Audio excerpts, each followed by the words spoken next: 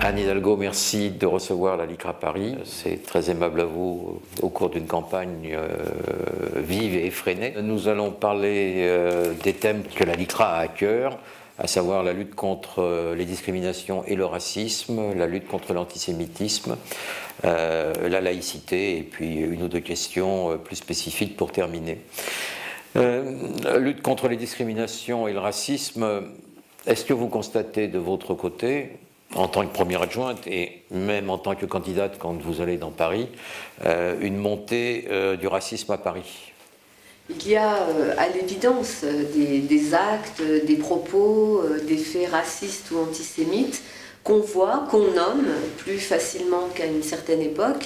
Et donc il y a de ma part une vigilance réelle par rapport à ces phénomènes, parce que oui, aujourd'hui ils ne sont pas cachés. Je trouve que le fait qu'on les mette en évidence, que l'on puisse dire que ça s'est produit, ça permet aussi de travailler en profondeur cette société parisienne qui a des valeurs, parce que Paris a des valeurs qui ne sont pas compatibles, bien évidemment, avec le racisme ou l'antisémitisme.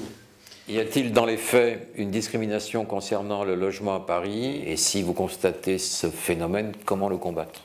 D'abord pour ce qui est du parc social, c'est-à-dire là où la ville, à travers ses bailleurs sociaux, a un rôle à jouer, il n'y a pas de discrimination de cette nature.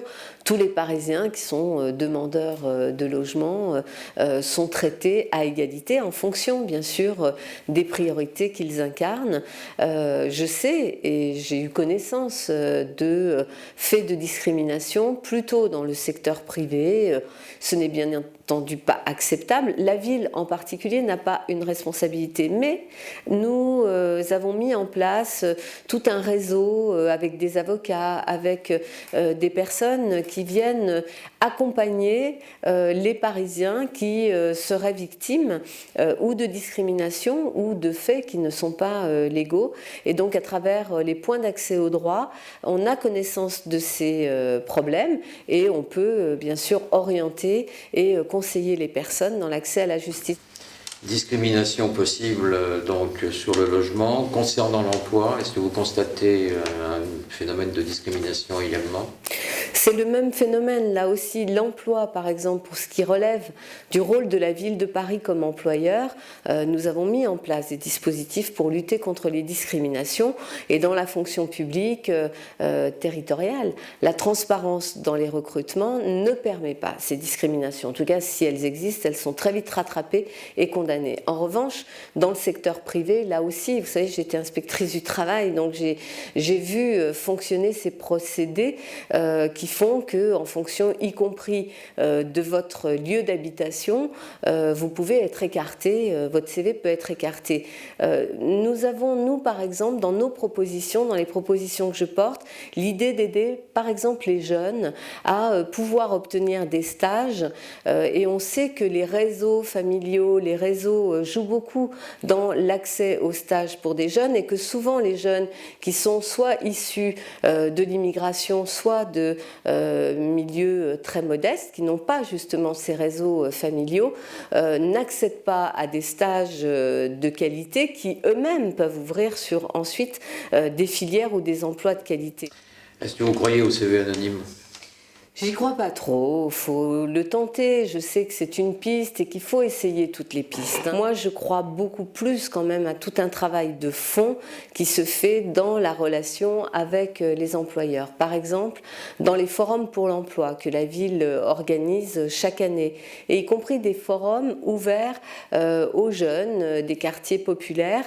Dans ces forums-là, les entreprises qui viennent offrir des emplois, et elles sont très nombreuses, on a des taux de réussite très importants, viennent en sachant qu'elles n'ont pas le droit, bien évidemment, d'exercer la moindre discrimination. Donc il faut travailler toutes les pistes, tenter, expérimenter. Bonjour Madame Hidalgo, je souhaiterais vous interpeller sur la question de la diversité, à la fois en tant que première adjointe, comme candidate à la mairie de Paris, d'une part sur la diversité dans les postes de responsabilité à la ville de Paris, dans la sociologie des employés municipaux. Est-ce que vous pensez qu'elle est suffisante? Est-ce que vous pensez que c'est un enjeu de diversification qui est un enjeu important? Il y a une belle diversité dans notre société parisienne et donc cette diversité se retrouve aussi par exemple dans l'administration parisienne. On a vraiment des personnes, vous savez, il y a 50 000 agents à la ville de Paris qui viennent vraiment de tous les horizons. On a 5 000 domiens qui travaillent à la ville de Paris.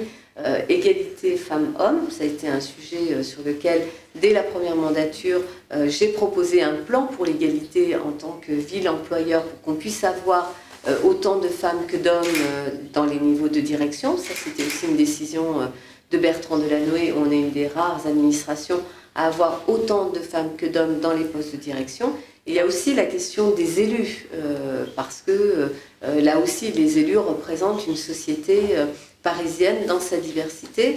Là aussi, on part d'un acquis 2001, 2008, l'élection municipale, où là, Bertrand Delanoë a aussi souhaité qu'il y ait cette diversité. Et moi, je m'inscris dans ces valeurs, dans cette logique. Et donc, sur les listes que je conduis dans chacun des arrondissements, j'ai veillé, et les maires d'arrondissement aussi autour de moi ont veillé à ce qu'il y ait cette diversité. Mais il faut beaucoup de volontarisme. La question des discriminations, je la porte aussi, et elle est portée à la ville, sur la question des personnes en situation de handicap, qui est aussi un sujet très important. Nous sommes à plus de 6% aujourd'hui de personnes en situation de handicap. Mais c'est du volontarisme politique. Il faut que ce volontarisme ensuite diffuse dans les modes de gestion et qu'on ait des lieux, ce qu'on a fait, des endroits où on puisse avoir recours si il y a des discriminations qui sont portées. Une des questions qu'on vous souhaiterait vous poser, c'est d'une part la prise en compte des bilans sociaux et sociétaux des entreprises dans l'octroi des marchés publics municipaux. Donc à l'élu, à la première adjointe, est-ce que la ville prend en compte ces bilans sociaux et sociétaux actuellement? À la candidate, pensez-vous vous investir plus fortement en faveur de la prise en compte de ces critères de non-discrimination, de valorisation de la diversité comme levier d'octroi des marchés publics municipaux? Alors, ça a été un peu fait, et notamment grâce à Séba Dagoma, qui est députée de Paris, lorsqu'elle était adjointe notamment en charge de l'économie sociale et solidaire. Elle a porté ces éléments-là dans notamment les marchés publics. Mais je souhaite, par exemple, sur un certain nombre de possibilités qui sont données aux maires, je pense par exemple au dialogue compétitif, qui est une des modalités de choix des prestataires. Si on intègre cette dimension des bilans sociaux et des bilans en matière de diversité qui sont intégrés dans le bilan social des entreprises, je pense que là on est dans le respect de la loi sur les marchés publics, mais il faut aller plus loin. Là on a besoin quand même du recours du législateur. Il y a un outil essentiel pour incarner, marquer cet engagement, pour également contrôler, rendre des comptes et engager une démarche de diversité active. Cet outil, c'est le label diversité. Est-ce que la ville de Paris, qui aujourd'hui n'a pas le label diversité, souhaite engager à l'avenir cette démarche? Et en tout cas, la candidate, est-ce qu'elle y est favorable? Oui, bien sûr. Et d'ailleurs, ça fait partie de mes propositions. Je pense que c'est une façon de diffuser dans toute la structure de la ville cette question-là comme une question fondamentale. Si ça reste l'affaire de spécialistes, y compris par exemple de gens qui sont dédiés à faire vivre la diversité, ça ne marche pas. La LICRA tient depuis toujours, c'est dans sa base culturelle, dans la force de son engagement, tient donc tout particulièrement à la question de l'éducation, à la transmission des valeurs républicaines. La ville de Paris a mis en place, avec un certain nombre d'associations, dont la LICRA, un programme de lutte contre les discriminations, de sensibilisation à la lutte contre les discriminations en classe de 3e dans les collèges parisiens. Pensez-vous que cela est suffisant? Pensez-vous que cela est efficace? Et quelles sont les activités que vous souhaitez développer? Souhaitez-vous étendre ce programme à d'autres niveaux, à d'autres classes, et donc élargir cette démarche républicaine? Bien sûr, on fait des bilans du travail fait avec vous dans les collèges. On a aussi fait tout un travail, plus de 100 000 collégiens qui ont participé à un travail avec une association qui s'appelle Je tue il, qui a travaillé beaucoup sur l'ensemble des discriminations. Ils sont partis des discriminations femmes-hommes pour vraiment couvrir l'ensemble des discriminations. On a tiré un bilan de tout cela et il est très positif. Il y a un levier très très intéressant, parce que je pense qu'il faut intervenir dès le plus jeune âge, c'est notamment la réforme des rythmes éducatifs. Nous avons aussi des programmes de lutte contre les discriminations, des programmes pour l'égalité dans ces temps. Parfois on a eu des parents ou parfois des enseignants qui nous ont dit mais c'est pas à l'école de faire ça. En fait c'est quand même à l'ensemble, à la collectivité de faire ce travail-là et d'éveiller les enfants pour qu'ils puissent comprendre ce qui se passe en matière de discrimination. Ensuite, il y a aussi tout un travail. Par exemple, vous savez, moi je me suis beaucoup battue pour que le patronage laïque du 15e arrondissement, qui était le dernier patronage laïque existant à Paris, soit sauvé. Et j'ai engagé un travail pour voir ce qu'était justement ce que pouvait être un patronage laïque au XXIe siècle à Paris, et l'idée a été de dire ce lieu doit être aussi un lieu ressource pour travailler sur les discriminations. Lutter contre les discriminations, c'est aussi apprendre ce que cela signifie d'être un citoyen. Bien, merci beaucoup. Madame Hidalgo, bonjour. Constatez-vous une montée de l'antisémitisme à Paris? Si oui, comment le combattre? Et comment éviter la méfiance, voire l'hostilité existant entre les communautés, notamment dans les 19e et 20e arrondissements de Paris? Sur l'antisémitisme, oui, il y a un antisémitisme qui existe. On regarde les statistiques, les faits, et puis bien sûr, on a connaissance des actes qui ont pu être commis et des propos. Et à l'évidence, il y a, comme en matière de racisme, une libération d'une parole qui autrefois, ces dernières années, était peut-être un tout petit peu plus contenue, et aujourd'hui, elle se libère, certains allant jusqu'à penser que ces mots-là sont l'expression d'opinion, alors que ce n'est pas l'expression d'opinion, mais bel et bien des délits. Deuxièmement, je pense qu'il y a un travail que nous avons entrepris depuis longtemps avec Bertrand Delanoë, avec Pierre Edenbaum qui est ici, et par exemple le maire d'arrondissement qui le premier a accepté de rendre visible aussi dans notre mémoire collective la question des bébés, des enfants qui n'étaient pas scolarisés et qui ont été déportés et exterminés.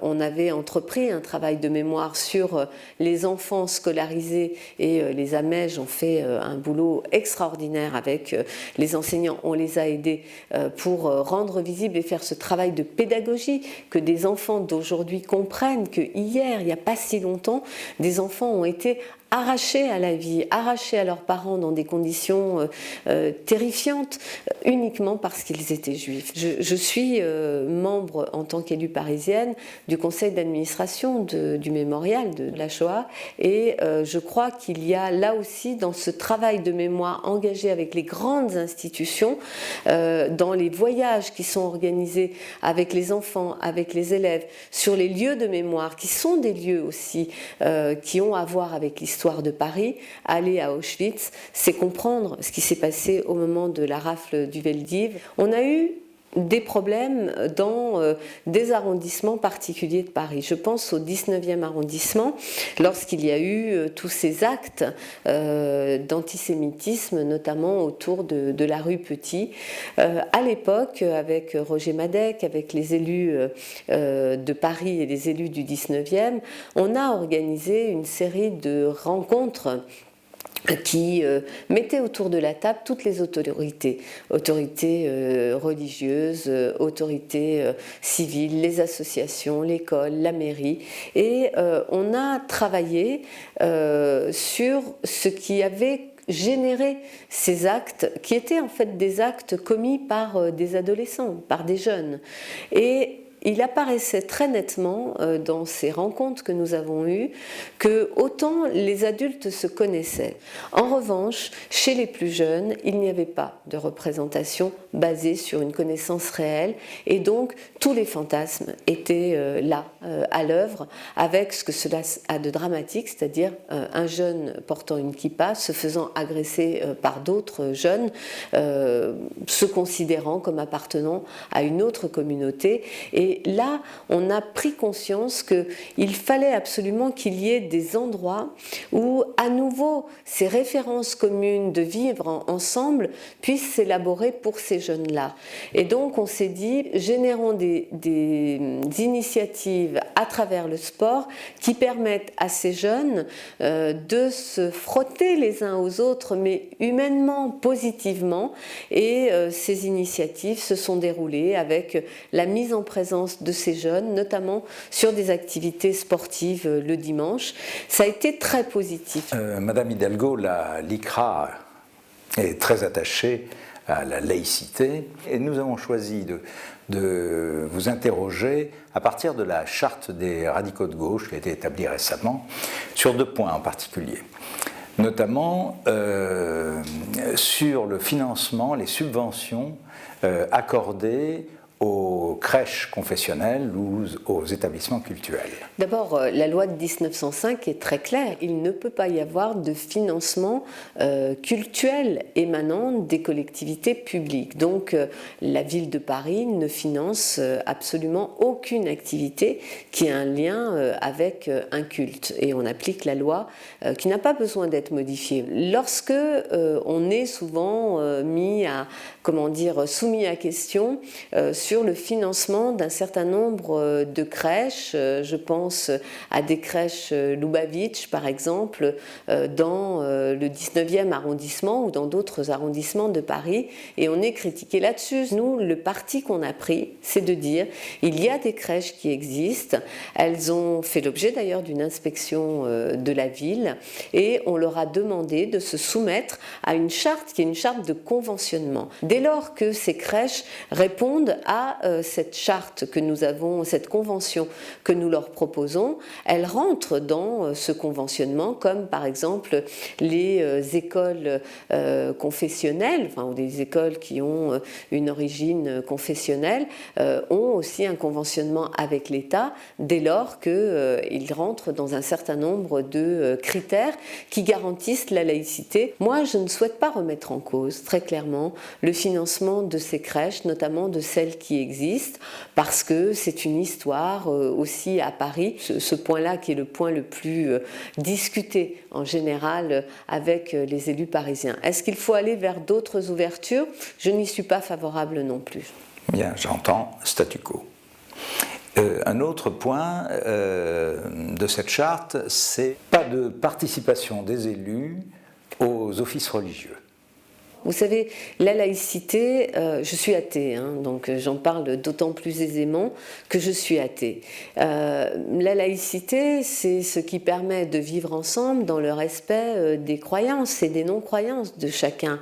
Ce n'est pas quelque chose qui vient de façon agressive s'imposer à la vie de chacun. La loi qui s'impose à nous tous, c'est la loi de la République. Ensuite, chacun, à l'intérieur de cette loi de la République, peut, s'il veut croire, s'il a des amis croyants, participer avec eux à des offices. Moi, je continuerai, vous savez, je suis souvent dans les synagogues, je suis souvent dans les églises, je suis souvent aussi dans des salles de prière musulmanes, et je pense que c'est important pour les élus que nous sommes d'être aussi présents dans des moments qui sont des moments qui n'ont rien à voir, c'est vrai, avec la vie civile, mais qui sont des moments aussi importants. Donc je n'appliquerai pas cette règle qui m'interdirait d'assister à des offices religieux, et avec d'autant plus de conviction que je suis athée.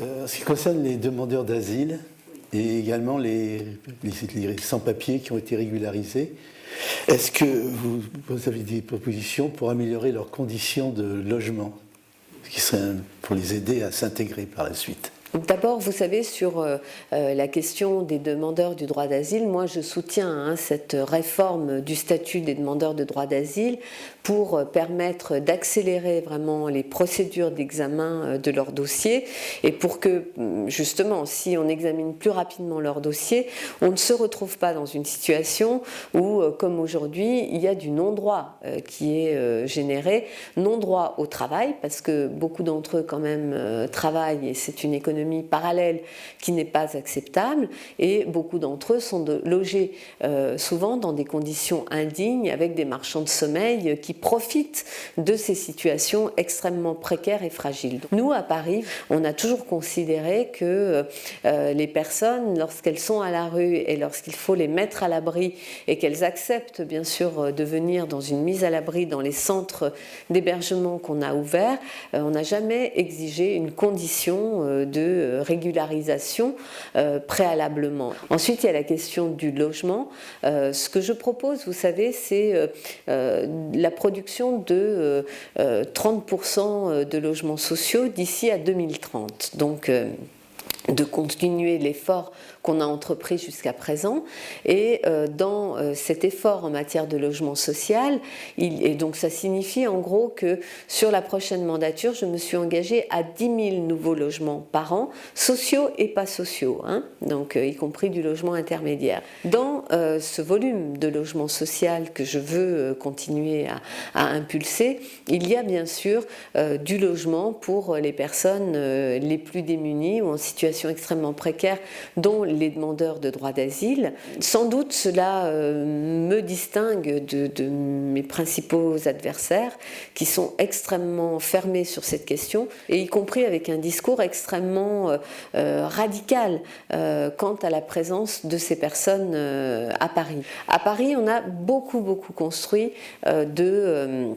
de lieux pour l'hébergement et l'hébergement d'urgence, mais on n'a pas été suivi par nos voisins, à part la Seine-Saint-Denis qui est dans une situation aussi de porte d'entrée comme nous. On n'a pas été suivi par nos voisins et aujourd'hui 60% de l'hébergement d'urgence est à Paris intramuros.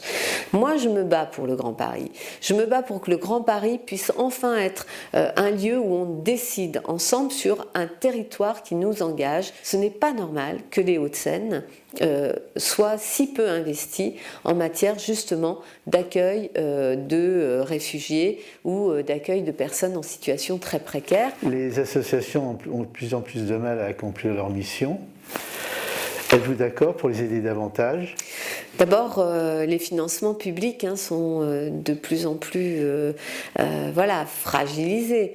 Mais nous avons mis en place à travers un bureau des associations des financements pour les associations qui luttent contre les discriminations et associations antiracistes, mais aussi par exemple discrimination en matière d'homophobie, puisque nous avons mis en place des subventions pour ces associations-là. Je pense que bien sûr on va continuer. Ça, il n'est pas question pour moi de dire parce que la situation est plus complexe du point de vue des finances publiques, on ne va pas arrêter ces financements-là. Est-ce qu'on peut aller plus loin ? C'est délicat, c'est compliqué, je ne peux pas m'y engager comme ça. Les associations, que ce soit la LICRA, que ce soit SOS Racisme ou d'autres, font un travail considérable. Je les ai vus fonctionner, j'ai vu ce qu'ils font, les testings qui sont faits pour savoir s'il y a des discriminations en matière de logement ou en matière d'emploi. Tout cela est extrêmement utile et il faut vraiment que ces associations, en tous les cas que le financement public qu'on apporte, soit vraiment dédié à l'action directe vis-à-vis des Parisiens et le moins possible pris par le fonctionnement des structures. Donc là, je pense qu'on doit pouvoir être plus performants les uns et les autres, mais je ne relâcherai pas l'effort, bien évidemment.